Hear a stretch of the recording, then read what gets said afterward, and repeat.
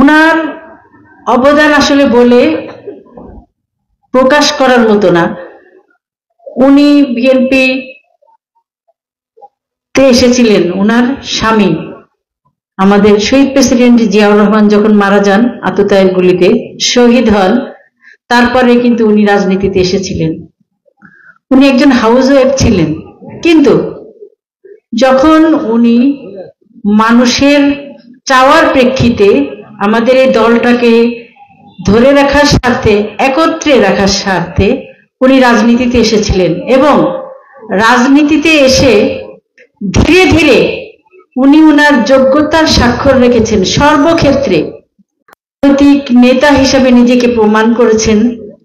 উনি বারবার বাংলাদেশের প্রধানমন্ত্রী হয়েছেন, দেশের মানুষের জন্য করেছেন, সবসময় দেশ নিয়ে চিন্তা করেছেন। সেখানে ওনার সুযোগ ছিল 1/11-এর সময় যখন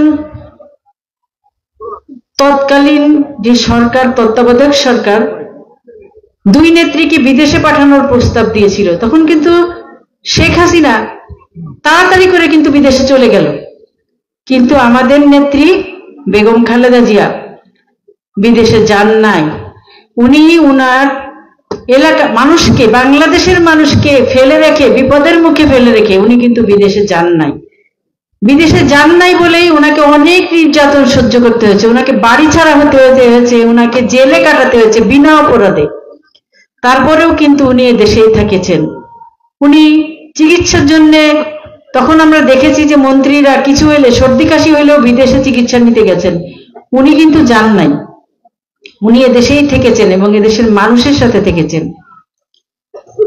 সর্বোপরি আমি যেটা ব্যক্তিগতভাবে বলবো, এটা উনি দেশের মানুষের জন্য করেছেন। এই জন্য আজকে দেশে কিন্তু শুধু বিএনপি নয়, প্রতিটি দলমত, প্রতিটি ধর্মের মানুষ কিন্তু উনার জন্য কি করছেন? দোয়া করছেন, উনার সুস্থতা কামনা করছেন।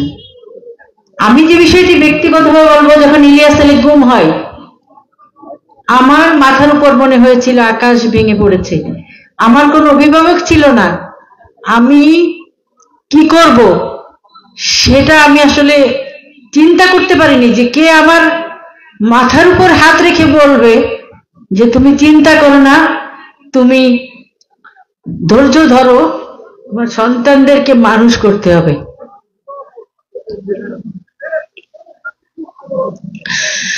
আমি প্রত্যেকটা প্রয়োজনে, প্রত্যেকটা বিষয়ে আমি ম্যাডামের কাছে গিয়েছি। ম্যাডাম সবসময় আমাকে সান্ত্বনা দিয়েছে, আশ্বস্ত করেছে, আমাকে ভরসা দিয়েছে, সাহস জুগিয়েছে। উনি আমাদের অভিভাবকের মতো। আজকে ওনার এই সংকটপূর্ণ অবস্থায় আসলেই আমরা মর্মাহত। আজকের এই প্রোগ্রামটা হয়তো অন্য হলে, আমরা অন্য সময় হলে আমরা হয়তো প্রোগ্রামটা ক্যান্সেল করে দিতাম। আজকে এই প্রোগ্রাম করার মতো মন মানসিকতা আসলেই ছিল না, কিন্তু যেহেতু এই প্রোগ্রামটা অনেক দিন ধরে একটা অ্যারেঞ্জমেন্ট হয়েছে, আপনাদেরকে এর পিছনে যারা শ্রম দিয়েছেন, আমাদের আতাউর রহমান মানিক সাহেব সহ আরো আমাদের নেতাকর্মীরা অনেক দিন ধরে প্রোগ্রামটা অর্গানাইজ করছেন, পরিশ্রম করেছেন, আপনাদেরকে দাওয়াত দিয়েছেন, ব্যবস্থা করেছেন, সেজন্য এত বড় একটি অ্যারেঞ্জমেন্টের প্রোগ্রামটা ক্যান্সেল করা সম্ভব হয় নাই। সে কারণে আমরা প্রোগ্রামটা রেখেছি এবং আপনাদের সামনে উপস্থিত হয়েছি। উপস্থিত যখন হয়েছি তখন কিছু কথা বলবো, আর আমাদের মূল উদ্দেশ্য থাকবে আমাদের দেশনেত্রীর জন্য দোয়া। একটা দোয়া আমরা করব আমাদের বক্তব্য শেষে, আপনারা সবাই মিলে সে দোয়ায় শরীক হবেন।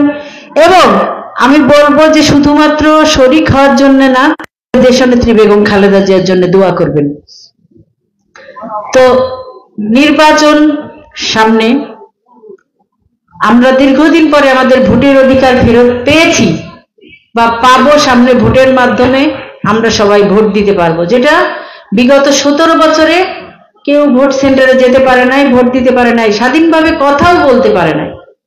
আজকের দিনে দাঁড়িয়ে অন্তত আপনারা দেখছেন যে ফেসবুক, সামাজিক মাধ্যমে একজন আরেকজনের বিরুদ্ধে যত মিথ্যা গালাগালিও করছে, কিন্তু তার মনের কথাগুলো সে লিখছে, বলছে, খারাপ হোক আর ভালো হোক, কিন্তু এটার জন্য কেউ তাকে হুমকি ধামকি বা মামলার ভয় দেখাচ্ছে না। এই স্বাধীনতাটা আমরা পেয়েছি। তো আমাদের সামনে যে নির্বাচন, যেটি আমাদের দাবি ছিল 17 বছর, যে একটি নিরপেক্ষ নির্বাচন, একটি গণতান্ত্রিক প্রক্রিয়া ফেরার জন্য নির্বাচনের মাধ্যমে সরকার গঠন, সেই দাবিতে আমরা আজকে উপস্থিত হয়েছি, সেই দাবি নিয়ে, এবং পরিবেশও তৈরি হয়েছে আলহামদুলিল্লাহ। তো সেই পরিবেশকে সামনে রেখে নির্বাচনী কাজ আমরা ইতিমধ্যে শুরু করেছি। বিভিন্ন জায়গায় সেন্টার কমিটি হচ্ছে, আপনারা অনেকেই আমাদের নেতাকর্মী যারা আছে কাজ করছেন। আপনারা জানেন যে ইলিয়াস আলীকে রাজনৈতিকভাবে মোকাবেলায় ব্যর্থ হয়েই হাসিনা সরকার তার ক্ষমতাকে পাকাপোক্ত করার জন্য সাহসী যে কজন নেতা ছিল তাদের মধ্যে ইলিয়াস আলী একজন, তাকে গুম করে হয়েছে। তো ইলিয়াস আলী নামটা বাংলাদেশের মানুষের কাছে এখন পরিচিত। 14 সালে যখন নির্বাচন হয়, আওয়ামী লীগ নির্বাচন করে, একতরফা নির্বাচন, বিএনপি ভোটে অংশগ্রহণ করে নাই, তখন অনেক সেন্টারে ইলিয়াস আলীর গুমের প্রতিবাদে অনেক সেন্টারে মানুষ ভোট দিতে যায় নাই। সেটি কিন্তু সারা বাংলাদেশ সহ বাংলাদেশের বাইরে অন্যান্য দেশে যারা বাংলাদেশি আছেন সবার কাছে কিন্তু সেই নিউজটা চলে গেছিল, সেই রিপোর্ট হয়েছিল। সারা বাংলাদেশের মানুষ কিন্তু জানে যে ইলিয়াস আলীর কারণে এই এলাকায় বা এই সেন্টারে কোনো ভোট পড়ে নাই। তো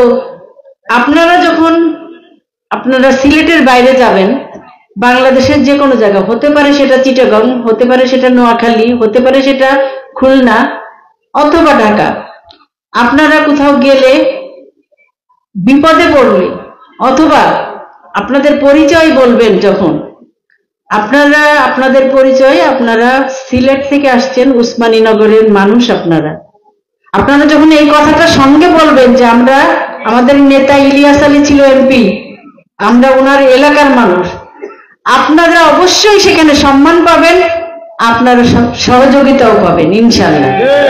কারণ এটা এই জন্যই বলছি, আমি নিজেও কিন্তু অনেক জায়গায় অনেকবার গেছি, যখন ইলিয়াস আলীর স্ত্রী হিসাবে আমাকে জেনেছে মানুষ, তখন কিন্তু আমাকে মানুষ সহযোগিতা করেছে এবং সেই সম্মানটাও দিয়েছে। কিছুদিন আগে নির্বাচন মনোনয়ন নিয়ে আমাদের মধ্যে কিছু ঝামেলা তৈরি হয়েছিল, কিছু সমস্যা তৈরি হয়েছিল। সেই খবরটা জন্য উসমানীনগর বিশ্বনাথের মানুষ উদ্বিগ্ন হয়েছিল, রাস্তায় নেমেছিল, আপনারা নেমেছিলেন।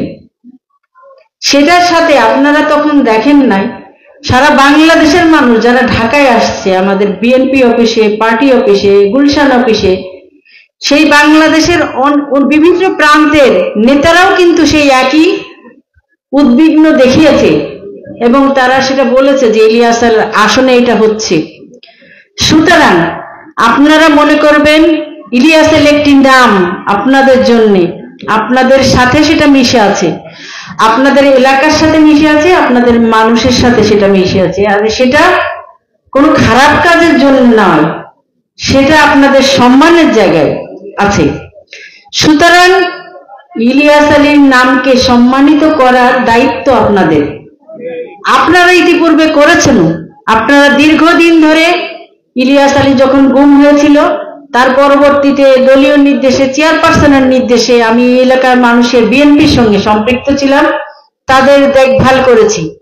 এই যে মামলা হামলা, কোর্ট কাছারি, বন্যা, আমাদের নেতাকর্মীদের সাথে নিয়ে আমাদের সাধ্যমতো, আমরা যদিও তখন এরকম স্বাধীনভাবে চলার কোনো সুযোগ ছিল না আওয়ামী লীগের ফ্যাসিস্টের সময়, আপনাদের অনেকে, কারণ আমরা যখন তখন কারোর পাশে গেলে সেই লোক বিপদগ্রস্ত হবে, সেটা ভাবছি কারোর বিপদে ফেলার দরকার নাই। কিন্তু এই এলাকার মানুষের সাথে কিন্তু ছিলাম, আপনারাও ছিলেন, আপনারা সর্বাত্মক সমর্থন সহযোগিতা করেছেন আমাদেরকে। এবং এটি একটি চূড়ান্ত, যেটা আগামী নির্বাচন যেটা হবে, সেই নির্বাচনে ভোট দিয়ে, সর্বাধিক ভোট দিয়ে, শুধু ভোট নয়, ইতিহাস বলবেন, ইতিহাস গড়বেন। ইলিয়াস আলীকে ভালোবাসেন, ইলিয়াস আলীর এলাকার মানুষ ইলিয়াস আলীকে এখনো ভুলে নাই, ইলিয়াস আলীর সম্মান, এলাকার মানুষের সম্মান, সেটা করে আপনারা সেই সর্বোচ্চ ভোটটা দিয়ে আপনারা সেই সম্মান জানাবেন এবং নিজেরা সম্মানিত হবেন। আপনারা আজকে উপস্থিত হয়েছেন অনেক মানুষ, আমরা দেখছি অনেক মানুষ, কিন্তু আমাদের অনেক মানুষ আবার এই সভাতে উপস্থিত নাই, অনেকে আসতে পারেন নাই, অনেকে বিভিন্ন সমস্যার কারণে আসতে পারেন নাই, অনেকে অসুস্থ আছেন সে কারণে আসতে পারেন নাই। আপনাদের বাড়িতে যারা মা বোনেরা আছে তারা আসতে পারেন নাই।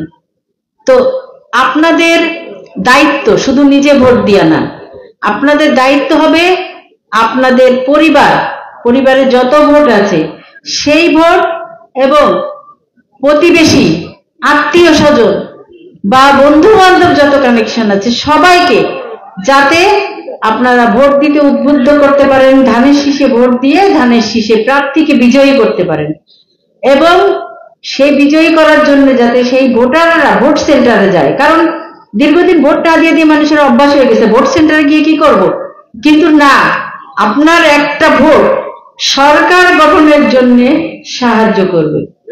একটা ভালো সরকার যখন গঠন করা হবে আপনি সেই ভালো সরকারের অংশীদার হবেন আপনার একটা ভোটের মাধ্যমে। কিন্তু আপনার একটা ভুলের কারণে, আপনার অবহেলার কারণে যদি একজন খারাপ সরকার নির্বাচিত, একজন খারাপ প্রতিনিধি নির্বাচিত হয়, সেটার ফলাফল কিন্তু আপনারাও ভোগ করবেন। সেজন্যে আপনারা সতর্ক থাকবেন যে আপনাদের গাফিলতির কারণে বা আপনাদের অবহেলার কারণে অন্য কোনো খারাপ কেউ যেন আপনাদের জনপ্রতিনিধি না হয়। আপনারা মানুষ অনেকেই অনেক কিছু বলে মানুষকে ভোট নেওয়ার চেষ্টা করে, যখন মানুষের নিজের করার কিছু না থাকে, নিজের বলার কিছু না থাকে, তখন মানুষ অন্যের বিরুদ্ধে কথা বলে তার পক্ষে মানুষ আনার চেষ্টা করে। আমরা কারোর বিরুদ্ধে বলতে চাই না, আমরা আমাদের উন্নয়নের কথা বলতে চাই যে বিএনপি যতবার ক্ষমতায় এসছে ততবার উন্নয়ন করছে এদেশের মানুষের। যখন আপনারা বিএনপির স্বাধীনতার পরবর্তীতে দীর্ঘদিন পরে আপনারা একবার ইলিয়াস আলীকে এই অঞ্চলের প্রতিনিধি নির্বাচন করেছিলেন, উন্নয়ন হয় নাই? হয়েছে। কত উন্নয়ন হয়েছে হিসাব আপনাদের কাছে আছে। সুতরাং বিএনপি উন্নয়নে বিশ্বাস করে এবং বিএনপি ক্ষমতায় আসলে উন্নয়ন হবে এবং ভবিষ্যতে হবে, সেটা আপনারা বিশ্বাস করতে পারেন এবং আপনাদের অতীতের যে ইতিহাস সেটা তাই বলে। আপনারা যে বিষয়টি গুরুত্বপূর্ণ, অনেক সময় দেখবেন যে আপনাদের ভোটার, আপনাদের অনেকে ভাই বোন অথবা বিশেষ করে মেয়েরা যাদের বিয়ে হয়ে গেছে তারা শ্বশুর বাড়ি চলে গেছে, তো তারা আপনাদের এলাকার ভোটার, অনেকে সিলেট শহরে থাকে, আপনাদের এলাকার ভোটার। আপনারা যেহেতু ভোটের দিন এবং আগের দিন রাত থেকে গাড়ি ঘোড়া বন্ধ হয়ে যায়, আপনারা দয়া করে একটা দিনের জন্য, একটা রাতের জন্য তাদেরকে বাড়িতে নিয়ে আসবেন, তাদেরকে দাওয়াত দিবেন যে একদিন রাত্রেবেলা তোমরা বাড়িতে থাকো, পরের দিন সকালে ভোট দিয়ে তোমরা চলে যাবা। সেইটুকু কাজ কিন্তু আপনারা করবেন, আপনাদের প্রতি বিশেষভাবে অনুরোধ রইল। আর আপনারা যাতে নির্বিঘ্নে ভোট সেন্টারে আসতে পারেন, ভোট দিতে পারেন, সেজন্য সহায়তা করবে আমাদের যত নেতাকর্মী আছে প্রত্যেক এলাকায়, আপনাদেরকে সাহায্য সহযোগিতা করবে ইনশাল্লাহ। আমি সম্প্রতিকালে যেহেতু আমরা বিভিন্ন ইউনিয়নে আমার যাতায়াত পড়ে বিভিন্ন কর্মসূচির কারণে, প্রত্যেকটা এলাকার রাস্তাঘাট এত বেশি ভেঙে গেছে যেগুলো মেরামত হয় নাই দীর্ঘদিন ধরে, গাড়ি ঘোড়া চলাচলের অনুপযুক্ত হয়ে গেছে। আমরা কিছু তালিকা করেছিলাম যে রাস্তাগুলো যাতে সংস্কার করা যায়, দেখি প্রশাসনের সাথে কথা বলে। আমরা কথা বলেছিলাম যে উপজেলা পর্যায় থেকে সিলেট জেলা পর্যন্ত কথা বলেছি। সিলেট জেলার যে এলজিডির ইঞ্জিনিয়ার আছেন এক্সেন, ওনার সঙ্গে কথা বলেছিলাম, একটি তালিকা করেছিলাম যে প্রত্যেকটি ইউনিয়নে যেন একটি করে বড় রাস্তা, মিনিমাম একটা বড় রাস্তা যেখানে অনেক মানুষ যাতায়াত করে, সেই রাস্তাগুলোর জন্য সংস্কার করা হয়। তো আমরা বিশ্বনাথ এবং উসমানীনগরের 16টা রাস্তা আমরা সেখানে দিয়েছিলাম। তার মধ্যে 10টি রাস্তা, সেটি বিশ্বনাথের 6টি এবং উসমানীনগরের 4টি রাস্তা সম্প্রতিকালে অনুমোদন দিয়েছেন। সেই অনুমোদন এবং অতি শীঘ্রই এগুলো টেন্ডার হয়ে কাজ শুরু হবে ইনশাল্লাহ। নির্বাচনের সময় আপনারা দেখতে পাবেন যে কাজ শুরু হয়েছে। এখন প্রশ্ন হলো, অনেকেই বলেন অনেক দলের লোকরা বলেন যে কাজটা যে আমরা করেছি তার প্রমাণ কি, তাই বলে না? আপনাদের বলবে যে কাজটা যে আপনাদের ম্যাডাম করছেন এর প্রমাণ কি? প্রমাণ হচ্ছে ওই ইঞ্জিনিয়ার প্রশাসনের সাথে কথা বলে জানবেন যে কাজটা কারা করাইছে। তো আমরা আমাদের চেষ্টা অব্যাহত রেখেছি, রাখবো ইনশাল্লাহ। আগামীতেও আপনারা যারা বলেছেন যে সমস্ত বিষয়ে উন্নয়নের জন্য, ইনশাল্লাহ আপনাদের ভোটের মাধ্যমে এই এলাকার প্রতিনিধি নির্বাচিত হতে পারলে, ইনশাল্লাহ বিএনপি সরকার গঠন করলে দেশনায়ক তারেক রহমান বাংলাদেশের প্রধানমন্ত্রী হবেন এবং উনার মাধ্যমে আমরা আপনাদের এলাকার উন্নয়নে আমাদের সর্বাত্মক প্রচেষ্টা অব্যাহত থাকবে। আপনাদের সকলের প্রতি কৃতজ্ঞতা। অনেক রাত হয়ে গেছে, আপনারা সবাই এখানে অনেক কষ্ট করে উপস্থিত হয়েছেন, বিশেষ করে যারা আজকের আয়োজন করেছেন, কঠোর পরিশ্রম করেছেন, সবাইকে ধন্যবাদ। আর একটি বিষয়, সেটি হলো যে আপনাদের এই এলাকার চেয়ারম্যান ছিলেন, আগে সাবেক চেয়ারম্যান ছিলেন, আমাদের দলের নেতাও ছিলেন কয়সার চেয়ারম্যান সাহেব। উনি কিছুদিন আগে মারা গেছেন, উনার আত্মার মাগফিরাত কামনা করি। এবং সেই সাথে আমাদের এই এলাকার যত বিএনপি অথবা এই এলাকার যত মানুষ মারা গেছেন, সেটা স্বাভাবিক অথবা কোনো দুর্ঘটনা অথবা কোনো কারণে মারা গেছেন, সবার জন্য সবার রুহের মাগফিরাত কামনা করি, সবার পরিবারের প্রতি সমবেদনা জ্ঞাপন করছি। আপনারা সর্বশেষে আজকে এখন যে দোয়া পরিচালনা হবে, আমি বিশেষভাবে আপনাদেরকে বলছি আপনারা যেন অন্তর থেকে দোয়াটা করেন। আর আজকে দোয়া করে বাড়িতে গিয়ে কালকে যখন ফজরের নামাজ পড়বেন, সেই ফজরের নামাজ থেকে আর ম্যাডাম সুস্থ হওয়া পর্যন্ত যত দিন আছে, আপনারা প্রত্যেকটা নামাজের ওয়াক্তে অন্তত পক্ষে ম্যাডামের জন্য এক লাইন দোয়া করবেন, আল্লাহ যেন ম্যাডামকে দীর্ঘ হায়াত দান করেন। ম্যাডামকে নিয়ে আমরা জাতীয় নির্বাচনে জয়ী হতে চাই, ম্যাডামের নেতৃত্বে আমরা নির্বাচন করতে চাই, ম্যাডামকে আমরা আবারও সেই জয়ের জায়গায় দেখতে চাই। সবাইকে ধন্যবাদ। আসসালামু আলাইকুম। বাংলাদেশ জিন্দাবাদ, বেগম খালেদা জিয়া জিন্দাবাদ, তারেক রহমান জিন্দাবাদ, শহীদ প্রেসিডেন্ট জিয়াউর রহমান অমর হোক, ইলিয়াস আলী, দিনার সহ সকল গুমকৃত নেতাদের অক্ষত অবস্থায় ফেরত চাই।